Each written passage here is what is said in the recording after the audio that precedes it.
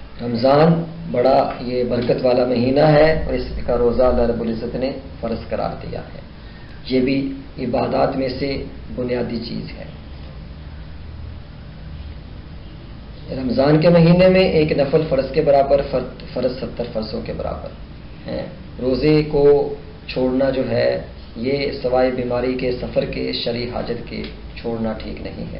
تو اس لیے روزے کی جو ہے وہ ہمیں اس اعتبار سے روزہ ہر امت پر فرض رہا ہے. اے ایمان والو، تم پر بھی روزہ اسی طرح فرض کیا گیا ہے جیسا پچھلی امتوں پر فرض کیا گیا. کیوں فرض کیا گیا؟ تاکہ تم پرہیزگار بنو.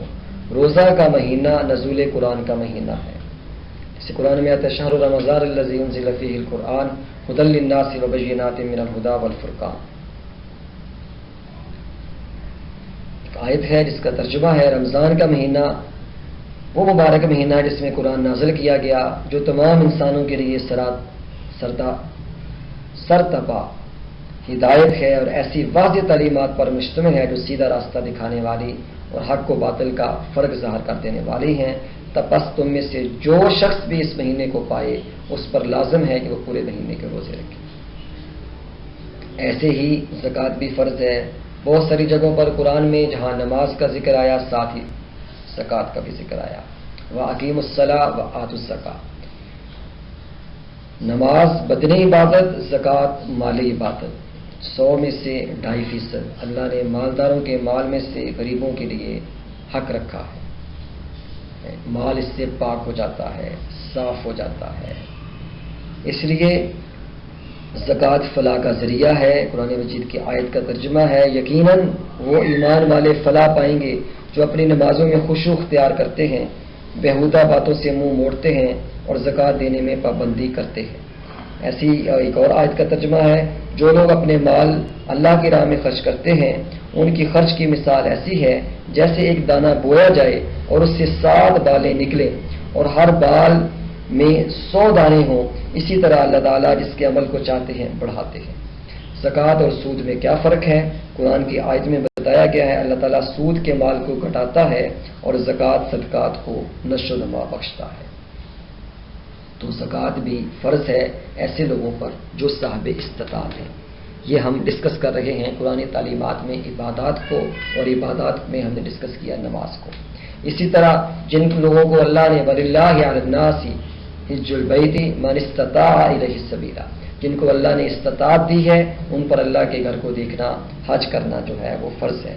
اور لوگوں پر خدا کا یہ حق ہے جو اس گھر خانہ کعبہ تک پہنچنے کی وسعت اور قدرت رکھتا ہو وہ اس کا حج کرے.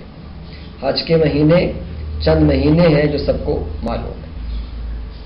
یہ جو ہے وہ عبادات ہیں جن میں نماز ہے، روزہ ہے، زکوٰۃ ہے، حج ہے. ان کی نماز ہر مسلمان پر فرض ہے، روزہ بھی ہر مسلمان پر جو ہے فرض ہے. اسی طرح زکوٰۃ اور حج جو ہے صاحب استطاعت لوگوں پر فرض ہے. تو اس کی ہمیں پابندی کرنی ہے اور اپنی زندگی میں ان عبادات کو ہم نے لانا ہے. اللہ سے اس کی توفیق جو ہے وہ ہم نے مانگنی ہے. تیسری بنیادی چیز جو ہمارے دین میں ہے وہ معاملات ہیں، جس میں بنیادی چیز ایک وہ یہ ہے کہ حلال کمائی، حلال کمانا، پاکیزہ کمائی. پاکیزہ کمائی ہوگی تو معاملات صحیح ہوں گے. اس لیے میں اس کو اس ضمن میں جو ہے ڈسکس کر رہا ہوں معاملات میں کہ جیسے جسم میں خون جو ہے وہ پاک ہوگا، صاف ہوگا، اس کی جیسے اہمیت ہے، ایسے ہی جو ہے وہ جسم پر پاک کپڑے کی جیسے اہمیت ہے، ایسے ہی ہمارے بدن میں حلال کمائی کی جو ہے وہ اہمیت ہے. اس لیے اللہ حلال کمائی کرنے والا اللہ کی ذات کا، اللہ رب العزت کا دوست ہے. ایسے ہی حلال و حرام ہے کہ یعنی حلال و حرام کا علم جاننا ہر مسلمان پر فرض ہے. جائز ناجائز کے بارے میں پتہ ہونا چاہیے، یہ ہر مسلمان کے اوپر جو ہے وہ فرض ہے. قرآن مجید کی سورۃ مائدہ میں ہے لوگ آپ صلی اللہ علیہ وسلم سے معلوم کرتے ہیں کہ ان کے لیے کیا کیا حلال کیا گیا ہے ان سے کہہ دیجئے تمہارے لیے تمام پاک چیزیں حلال کر دی گئی ہیں۔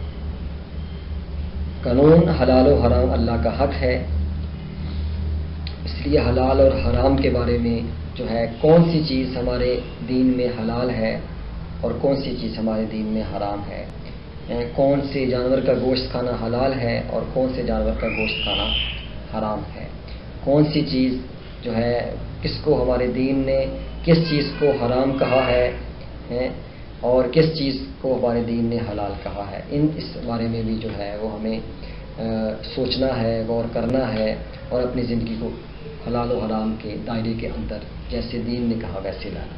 ایسے ہی لین دین ہے، ہمارے معاملات ہیں کہ قرض کے اعتبار سے اور دوسرے کے حق کے اعتبار سے جس کا بھی جو حق ہے وہ ہم اسے دیں، تو لین دین کے معاملے میں بھی کلیئر ہونا جو ہے وہ بالکل ضروری ہے۔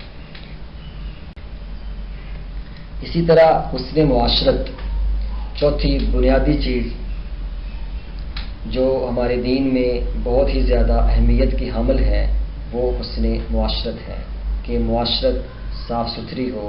اس میں بنیادی چیز جو ہے وہ اخلاق ہے۔ جیسے اگر ہم غور کریں دیکھیں تو ہمارے دین میں اخلاقیات کی مثال ایسے ہے جیسے کسی عمارت میں چھت کی مثال ہے۔ چونکہ عقائد کی ہم نے بات کی اور عبادات کی ہم نے بات کی، یہ چیزیں تو بیس اور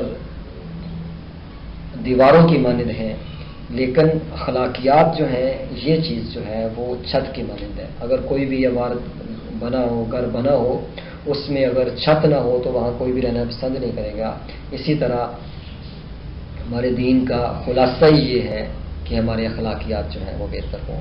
اس میں بنیادی چیز جو ہے وہ سچائی ہے، جس کے بارے میں ایمان والوں سے یہ کہا گیا سورۃ توبہ میں، اے ایمان والو اللہ کا خوف رکھو اور سچوں کے ساتھ رہو، یا ایھا الذین آمنوا اتقوا اللہ وکونوا مع الصادقین۔ تو سچائی، ایک حدیث میں بھی آپ صلی اللہ علیہ وسلم نے ارشاد فرمایا کہ 4 چیزیں جو ہیں وہ موجود ہوں اور کوئی چیز نہ بھی ہو تو پریشانی کی بات نہیں، بات کا مفہوم ہے۔ اس میں آپ صلی اللہ علیہ وسلم نے ارشاد فرمایا کہ صحیح بات کرنا، سچ بات کرنا۔ دوسری بنیادی چیز جو ہے وہ صبر ہے کہ اللہ کی صبر کیا ہے؟ اللہ کے حکموں پر جم جانا۔ قرآن میں بھی آتا ہے یا ایھا الذین آمنوا استعینوا بالصبر والصلاۃ، اے ایمان والو اللہ کی مدد حاصل کرو صبر کے ساتھ اور نماز کے ساتھ۔ قرآن میں کیا آتا ہے؟ سورۃ آل عمران میں، جس کا ترجمہ ہے اے ایمان والو صبر اختیار کرو اور صبر میں ایک دوسرے سے بڑھنے کی کوشش کرو اور مقابلہ کے لیے مستعد رہو، اللہ کا خوف رکھو تاکہ تم فلاح پا سکو۔ تو صبر ایک بڑی بنیادی چیز ہے۔ اسی طرح عفو و درگزر، معاف کرنا، ان اللہ یحب العفو، اللہ رب العزت معاف کرنے والے سے محبت کرتے ہیں۔ ایثار ویؤثرون علی انفسہم، ایمان والوں کی نشانی ہے کہ وہ اپنے اوپر دوسروں کو ترجیح دیتے ہیں۔ جیسے ایک جو ہے وہ جنگ کے موقع کا واقعہ ہے کہ ایک صحابی فرماتے ہیں میں اپنے چچا زاد بھائی کی تلاش میں نکلا، وہ مجھے ایسی حالت میں ملے کہ ان کی جان نکل رہی تھی، انہوں نے پانی مانگا، میں نے انہیں پانی دیا، جب پانی قریب کیا تو قریب سے ایک دوسرے مسلمان صحابی کی آ کی آواز آئی، انہوں نے پانی مانگا تو انہوں نے دوسرے بھائی کی طرف جو ہے وہ پانی بڑھانے کے بارے میں کہا۔ جب میں ان کے پاس پانی لے کے گیا تو ایک تیسرے صحابی کی آ کی آواز آئی، انہوں نے پانی مانگا تو انہوں نے مجھے آگے پانی لے کے جانے کا اشارہ کر دیا۔ جب میں ان کے پاس پانی لے کے پہنچا تو وہ ان کی روح نکل چکی تھی۔ پھر میں واپس دوسرے صحابی کے پاس آیا تو ان کی بھی روح نکل چکی تھی، اپنے چچا زاد بھائی کے پاس آیا تو وہ بھی فوت ہو چکے تھے۔ تو صحابہ کرام کی یہ خوبی ہے کہ وہ ایسے اپنے اوپر دوسرے کو ترجیح دینے والے تھے، وعدے کے پابند تھے۔ ایمان والے کی یہ نشانی ہے کہ وہ وعدے کا پابند ہوتا ہے، وہ وعدہ خلافی نہیں کرتا، منافق کی یہ علامت ہے کہ وہ وعدہ خلافی کرتا ہے. اسی طرح ایمان والے کی یہ علامت ہے کہ ایمان والا جھوٹ نہیں بولتا.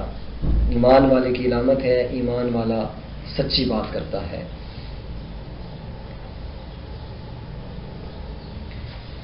اور جھوٹ کہنے سے بچتے رہو.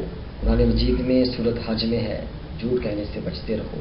تکبر سے بچتے رہو. سورۃ بنی اسرائیل میں ہے زمین پر اکڑ کر نہ چلو. تم نہ زمین کو پھاڑ سکتے ہو اور نہ پہاڑوں کی بلندی کو پہنچ سکتے ہو. ولا تمشی فی الارض مرحا.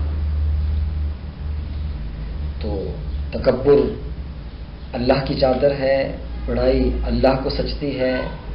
من تواضع للہ رفعہ اللہ. جو تواضع اختیار کرتا ہے اللہ اس کو اونچا کرتے ہیں. تو یہ اندر کی خوبی ہے. اخلاقیات سے مراد اندر کی خوبی ہے کہ ہمارے اندر تکبر نہ ہو. جس کے اندر رائی کے برابر بھی تکبر ہوگا وہ جنت میں نہیں جا سکتا. اسی طرح بخل ہے، کنجوسی، یہ جو ہے جس نے قرآن مجید کی آیت ہے جس کا ترجمہ ہے جس نے مال اکٹھا کیا اور اسے بار بار گنتا رہا، وہ یہ سمجھنے لگا کہ اس کا مال اسے زندہ جاوید کر دے گا. ایسا ہرگز نہیں ہے. وہ یقیناً حلمہ میں ڈالا جائے گا. تو اس لیے بخل سے ہمارے دین میں جو ہے وہ منع کیا گیا ہے. کنجوسی سے، ہمارے شح سے ہمارے دین میں منع کیا گیا ہے، روکا گیا ہے.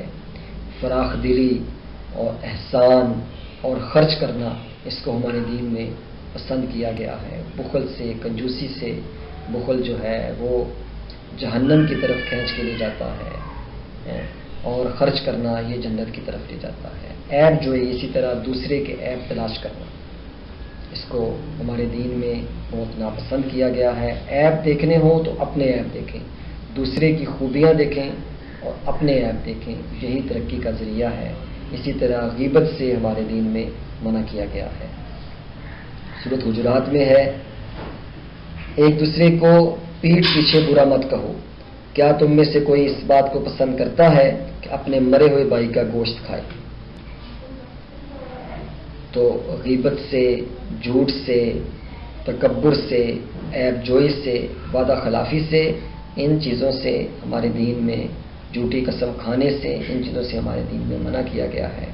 سچائی، صبر، عفو درگزر، ایثار، احسان، ان چیزوں کا ہمارے دین میں ترغیب دی گئی ہے، شوق دلایا گیا ہے. عدل و احسان کا، عدل و انصاف کا، ایثار اور احسان کا، ان چیزوں کا ہمارے دین میں شوق دلایا گیا ہے.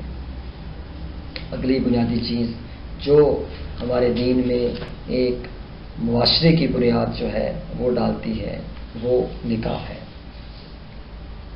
نکاح کے بارے میں سورۃ رعد میں کہا گیا اے محمد صلی اللہ علیہ وسلم ہم نے آپ سے پہلے بھی رسول بھیجے اور ان کو بیوی بچوں والا بنایا. قرآن مجید میں ہے یا ایھا الناس اتقوا ربکم الذی خلقکم من نفس واحدہ وخلق منها زوجها وبث منہما رجالا کثیرا ونساء.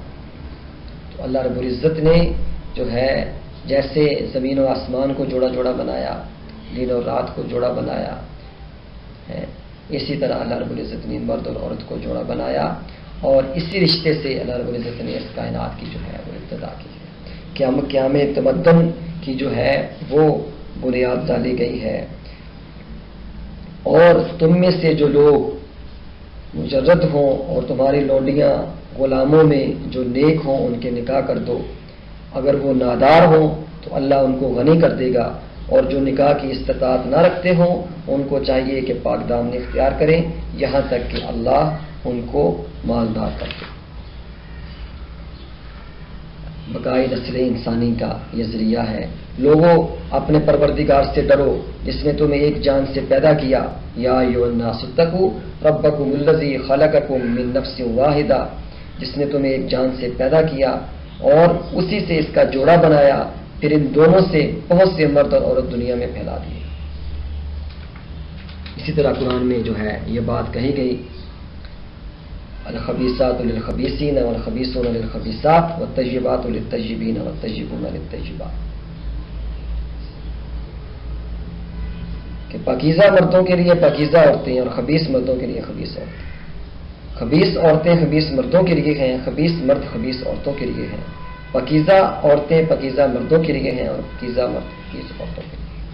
تو ہمارے دین میں ایسی خوبصورتی ہے اور ہمارے دین میں ایسا جو ہے وہ لایا عمل ہے کہ انسان جو ہے اس کی زندگی جو ہے وہ ہر اعتبار سے سیدھے راستے پر جو ہے وہ چلتی چلی جاتی ہے.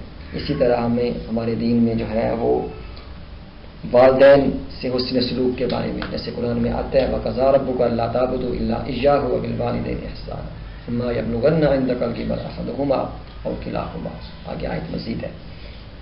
اس کا ترجمہ ہے اگر ان والدین میں سے ایک یا دونوں تمہارے سامنے بڑھاپے کو پہنچ جائیں تو تم انہیں اف تک نہ کہو اور نہ انہیں جھڑکیاں اور عاجزی اور انکساری سے ان کے سامنے جھکے رہو اور دعا کرو کہ پروردگار ان کے حال پر رحم فرما جس طرح ان دونوں نے بچپن میں میری پرورش کی تھی.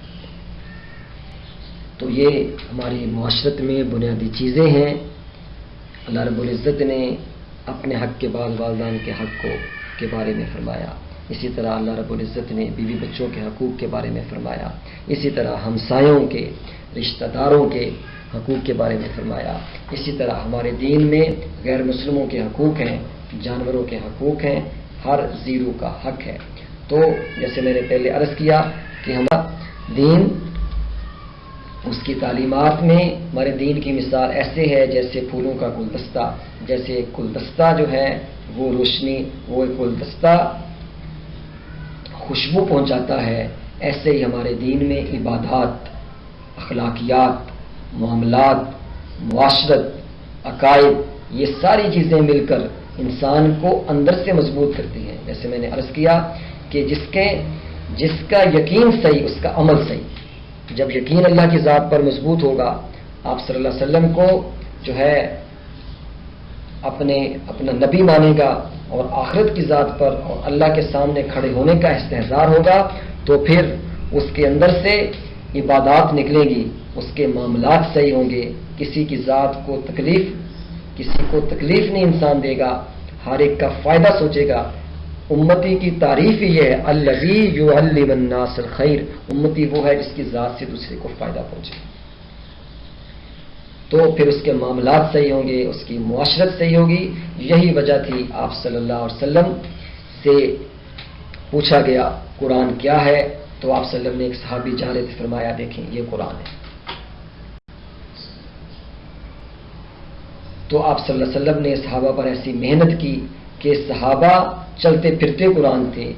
قرآن مجید میں صحابہ کرام رضوان اللہ اجمعین کی تعریف کی گئی، ان کی نمازوں کی تعریف، ان کے عمل کی تعریف.